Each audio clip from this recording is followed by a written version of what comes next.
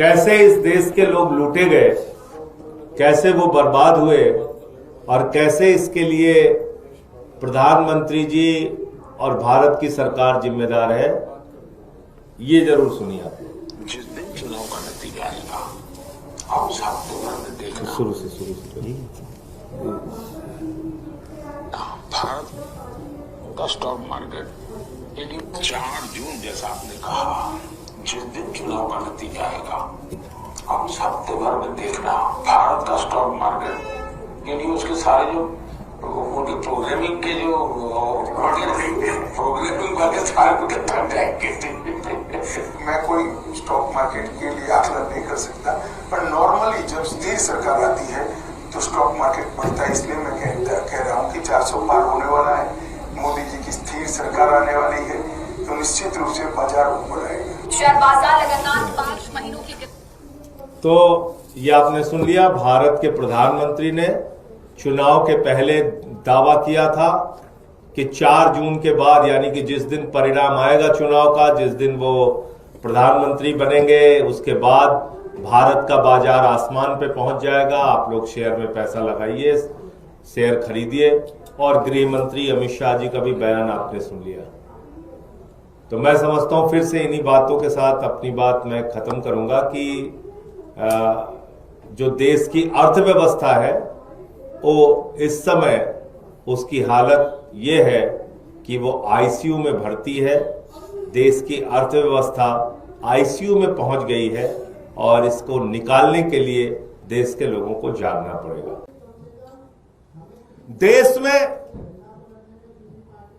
पिछले 4 वर्षों में सबसे कम जीडीपी ग्रोथ यानी कि 6.4% इस वक्त दर्ज की जा रही है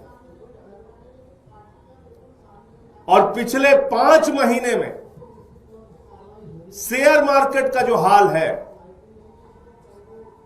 पूरी दुनिया हैरान है इस बात पे, पूरा देश हैरान है इस बात पे कि 2024 में प्रधानमंत्री जी ने चुनाव के पहले एक इंटरव्यू में कहा कि खूब शेयर खरीदो, खूब शेयर खरीदो। 4 जून के बाद देश की अर्थव्यवस्था आसमान पर पहुंचने वाली है। जितना पैसा शेयर में लगा सकते हो लगा दो, अपनी गाढ़ी कमाई का पैसा, अपने घर में बचत का पैसा, सारा पैसा शेयर मार्केट में लगा दो। ये किसने कहा? भारत के प्रधानमंत्री आदरणीय नरेंद्र मोदी जी ने। और उनके भरोसे पर, उनकी बातों पर यकीन करके देश के करोड़ों लोगों ने अपना पैसा शेयर मार्केट में लगा दिया और पिछले 5 महीने में लगातार शेयर मार्केट गिर रहा है।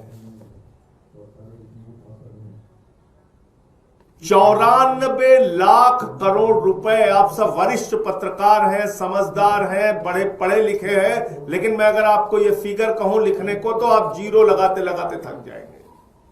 94 लाख करोड़ रुपए आप लिख नहीं पाएंगे।